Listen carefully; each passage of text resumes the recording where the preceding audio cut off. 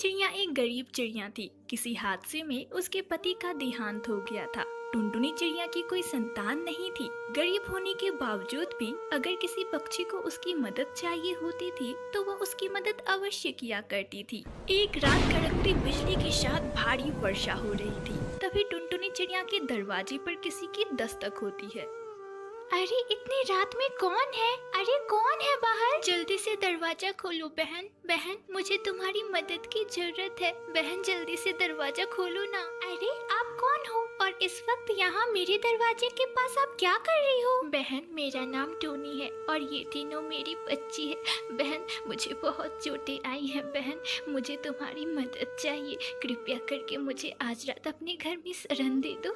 बहन दे दो ना। तब टुनटुनी चिड़िया उन सभी को अपने घर के अंदर लेकर आती है। अरे बहन तुम्हें तो बहुत चोटें आई हैं। बहन तुम थोड़ा आराम करो, मैं अभी कुछ लेप लेकर आती हूँ जिससे तुम्हारे जख्म जल्द भर जाएंगे। इतना बोलकर टुनटुनी चिड़िया अपने घर की रसोई में जाती है और वहाँ लेप तैयार करती है। कुछ देर बाद वह उस जख्मी चिड़िया के पास जाती है और उसके जख्मों पर लेप लगाती है। आप इतनी बुरी तरह कैसे घायल हो गई और आप लोग कहाँ से आई हो? बहन मैं एक जादूगर की पत्नी हूँ। मेरी शादी एक जादूगर से हुई पर मैं एक साधारण पक्षी हूँ। बहन वह मुझसे बेटा चाहता था पर मैंने तीन बेटियाँ ही पैदा की जिसकी वजह से वह हमें मारना चाहता था। हम तो किसी तरह अपनी जान बचा कर भागे हैं। हे भगवान वह कैसा बाप है, अपने ही औलाद को मारना चाहता है। देखो तो आपकी भी हालत कितनी खराब कर दी है उसने। वह तो बहुत क्रूर है। आप एक बहुत अच्छी पक्षी हो, मेरी बात ध्यान से सुनिए। मुझे नहीं लगता कि अब मैं और बच पाऊंगी। क्या आप मेरी इन तीनों लाडों को पालोगी? अरे आप ये कैसी बातें बोल रही हो? आप जल्द स्वस्थ हो जाओगी। कृपया करके ऐसी बातें ना बोले। आप मेरी बात ध्यान से सुनिए। ये तीनों बच्चियां जादुई हैं। इनमें अपनी अपनी कलाएं हैं। बच्चियों आज से ये तुम्हारी माँ है।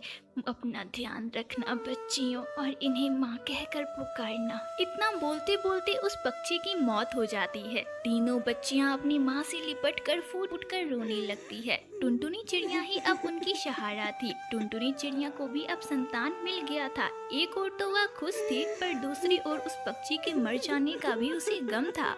अगली सुबह जब आसपास के पक्षी उन तीनों पक्षियों को टुनटुनी चिड़िया के घर में देखते हैं तो वे टुनटुनी चिड़िया से पूछते हैं कि आखिरकार ये बच्चियाँ किसकी हैं और उसके पास कैसे आई। अरे टुनटुनी ये तीनों बच्चियाँ किसकी हैं?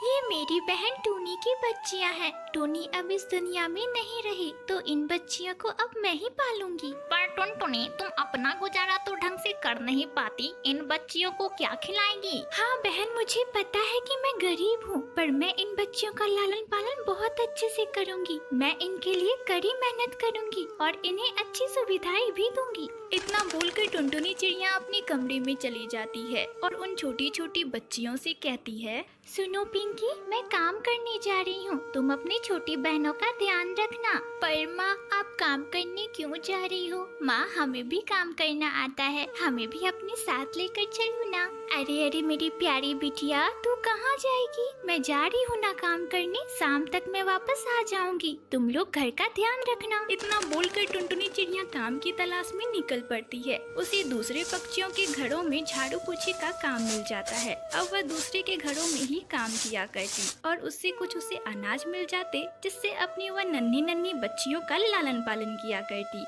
एक दिन अरे टुनटुनी बहन तुम्हारी जो ये खेत है वह तो ऐसे ही पड़ी हुई है, क्यों ना तुम मुझे इस खेत को बेच दो। अरे सेठ जी आप ये क्या बोल रहे हो? ये खेत मेरे पति की आखिरी निशानी है, मैं आपको ये खेत नहीं बेच सकती। एक बार अच्छे से सोच लो टुनटुनी चिड़िया, तुम्हारे घर में तीन बेटियां हैं। जब वह बड़ी हो जाएगी तो तुम्हें उनका भी तो ब्याह करना होगा ना। मैं तुम्हें इस खेत की अच्छी कीमत दूंगा, एक बार ठंडे दिमाग से सोच लो। इतना बोलकर सेठ कड़कनाथ कौवा वहाँ से चला जाता है। तब टुनटुनी चिड़िया की तीनों जादुई बेटियां उसके पास आती है और उससे कहती है, माँ, वह कौवा अंकल तुमसे क्या कह रहे थे? अरे कुछ नहीं बेटा, वह तो ऐसे ही आ जाता है। अच्छा ये बताओ, तुम लोगों ने खाना खाया? नहीं नहीं माँ, पहले आप ये बताओ वह क्या कह रहा था जिसकी वजह से आपकी आंखों में आंसू आ गए? तब टुनटुनी चिड़िया उन्हें अपनी खेत के बारे में बताती है। तब उन बहनों में से सबसे छोटी बहन कहती है, माँ, आपने हमें पहले क्यों नहीं बताया? आपके पास इतनी बड़ी खेत है, हम उस पर खेती करना चाहते हैं माँ। हाँ माँ, हमारी जादुई शक्तियाँ आखिरकार किस दिन काम आएंगी? हम उस खेत पर खेती करना चाहते हैं, आप हमें इजाजत दे दो। अरे मेरी प्यारी बिटिया, तुम लोग बहुत छोटी हो और खेत बहुत बड़ा है, तुम लोग भला खेती कैसे कर पाओगी? और हाँ, अगर जंगल वालों को तुम्हारी शक्तियों के बारे में पता चला तो वे लोग तुमसे नाजायज फायदा उठाएंगे। माँ, जंगल वालों को कुछ पता नहीं चलेगा। माँ, तुम हम पर भरोसा रखो, हमारी शक्तियों के बारे में किसी को कुछ पता नहीं चलेगा। माँ, अब इजाजत दे भी दो ना। बच्चियों के बार बार जिद करने पर आखिरकार टुनटुनी चिड़िया मान जाती है और खेत में खेती करने की इजाजत दे देती है। जब आधी रात होती है तो तीनों बच्चियां खेत पर जाती है।